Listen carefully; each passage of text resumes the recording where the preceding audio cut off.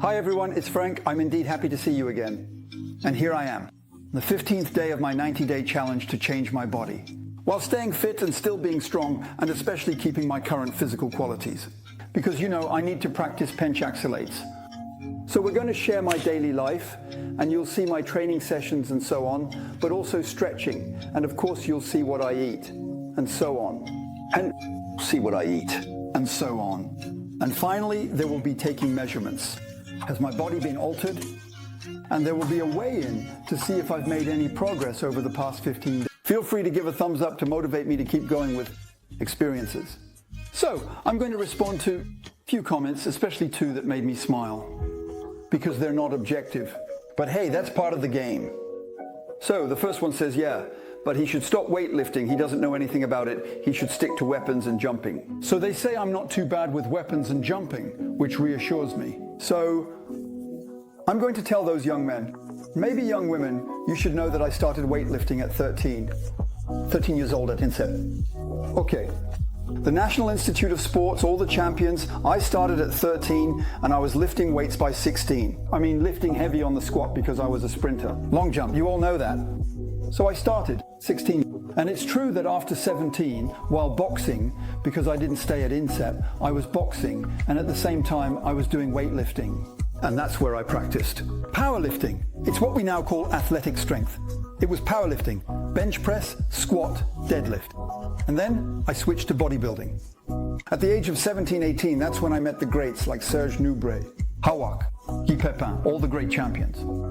All right, so I'm not a newbie in weightlifting and bodybuilding. What's certain is that you weren't born yet, because I'm talking about the years around 76, 77.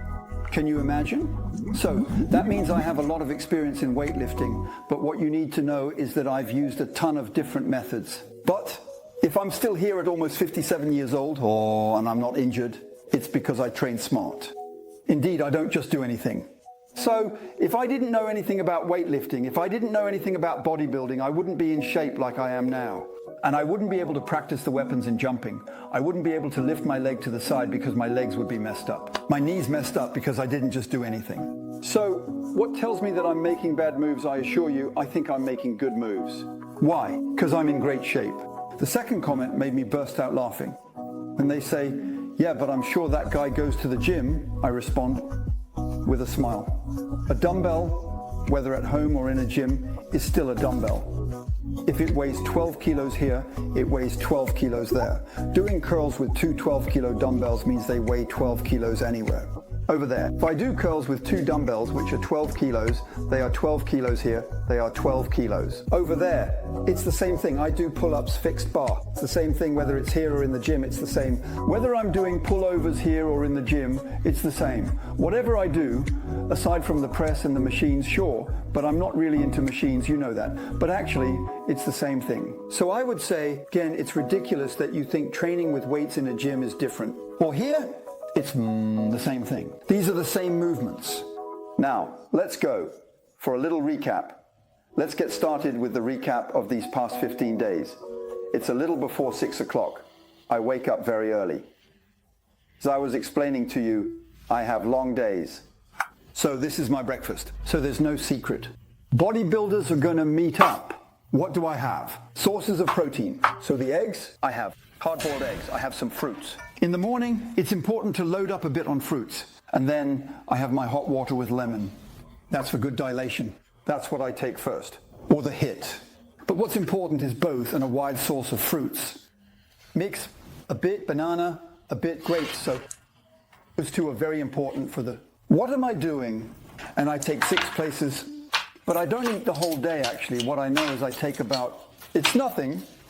But I take 2 whole eggs, and I take 4 egg whites. So, there you go. Well, moving on with SIL 2, I have the protein source. I have enough protein to make a meal. I'm going to eat about every 3-4 hours. I'll tell you right away, I have 3 solid meals with 2 snacks. When I have solid food, it's real meals. And then I have 2 snacks so that I have 5 meals during the day. Because right now, I'm loading up more carbs. I'm a bit scared. Guess I've gained some fat. But it's important to get the machine going again, because right now I can't stay too dry at the beginning. And then I'm going to make sure to adjust with the diet. But you have to think about that. Those who have cereal bars in the morning, who eat a bit of cereal, that's not good. In the morning, you've had a full night's sleep. You need to reload protein. It's super important. Okay, good bait. So I'm on my fourth and last set of heart. Actually, I'm doing a series since I'm working again on the intensity. I'm always consistent with the Unique series. The Unique series offers an athlete's body. I'm entering the remaining 20% from 80% to 100%. So I'm going to have to actually do more sets, but I don't overdo it. Once more, to be consistent, there's no dying here. There are 14 kilos. Actually, I told you I have 90 days to stick to. What I want is to gradually work my way up to the maximum. You shouldn't bend down. You need to get the tendons used to it, get the joints used to it, so we won't die. Near the crisis. Well, that's interesting.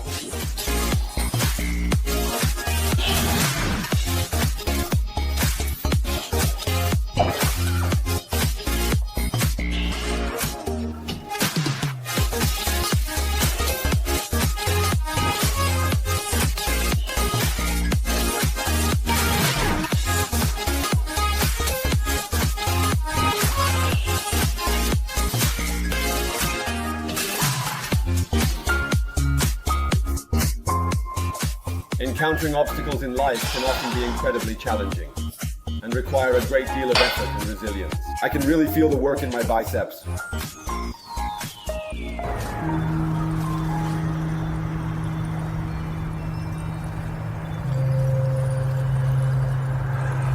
So I just finished my 5-minute heart coherence session. I do it 3 times a day.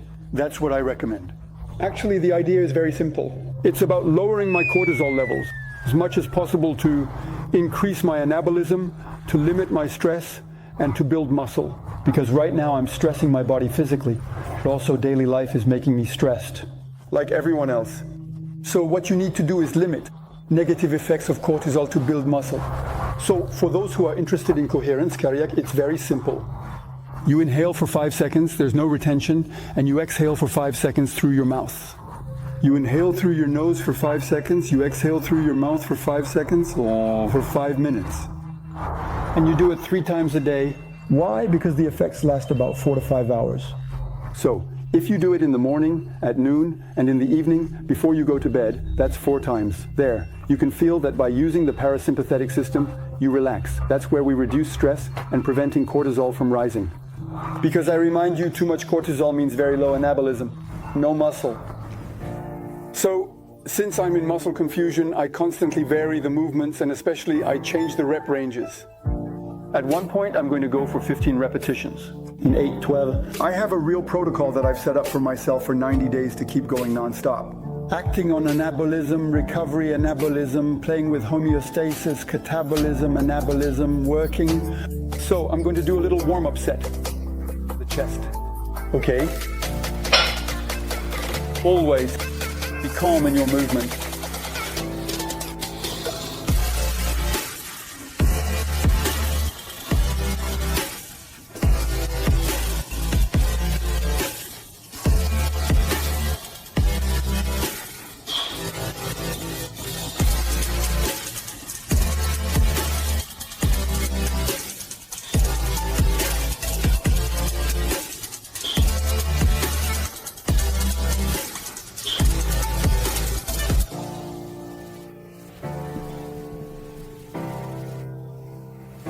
It's true that it's very light for me. I don't count it in the sets. It's my warm-up set. Actually, I don't want to get injured. In this case, I'm really preparing my muscles for a much slower effort there. I'm actually going to load up. It's not enough for me. I can go up to 125, 130. But again, what's important is to do the movement correctly and stay well connected with your muscle to work through the full range of motion. There are a lot of people who take on heavy loads since we talked about restricted movement. No, do it cleanly, breathe well, stay calm, focused so you don't get injured again. Remember to drink. So, in recovery, there's sleep, there's walking, there's everything you want. But there are also stretches, working with rollers to massage the fascia. There are plenty of things we can do to recover, because the problem, once again, is really sleep. Stimulate. But people don't think about recovery. And that's super important. And even at my age. Okay, so what I do is I take exercises actually drawn from yoga. So I remind you of the dynamic active stretches. I save them for the beginning of the session to get my body functioning and moving. On the other hand, all the stretching is more passive. What I'm going to do here, on the other hand, I usually do the next day or when I have some little aches. So here, I have an exercise that I personally find I love because it's extremely really good for the back muscles and very, very incredibly beneficial. For the glutes and thighs muscles in your body, it's this one. Put it like this, nice and easy, gently and slowly. About approximately 20 seconds is around enough. All right, to the left, to the right. There you go, that's what I did earlier. There, I'm showing you, and so on. Then what you can do is simple things. Here, to really relax the hamstrings, keep your back straight. We hold the position.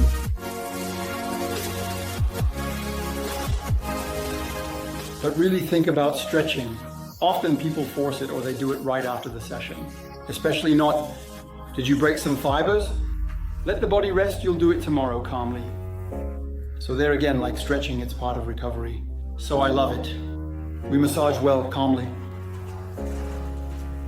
We relax well. So what I love is to also lie on the side to work on the latissimus dorsi. There, it hurts a lot more. I assure you, you know who comes to take. We're feeling great. I don't do a lot, but enough to relax. Yesterday I worked on my thighs, so now I'm massaging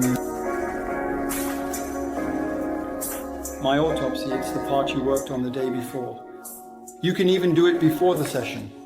It happens to me when I start and I feel some little aches. Little points, it has nothing to do with those 2 hours. It's more about doing it regularly. It's like everything, consistency, etc. And there, you can feel the work. You can feel that it's circulating. There, I'm really massaging the fascia. There, I feel tension in my bicep. I really worked on my bicep. I worked hard and it feels good.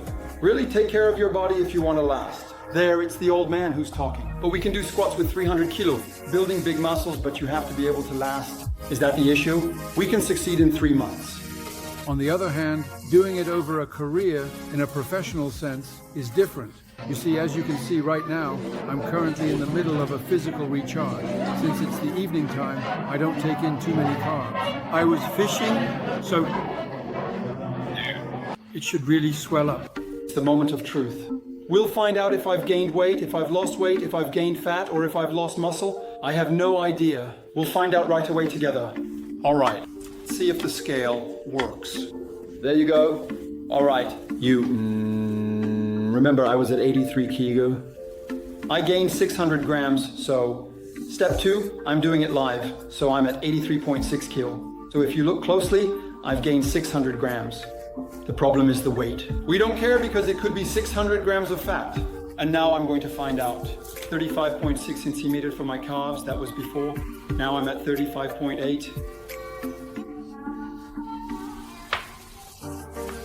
Well, to me, not great.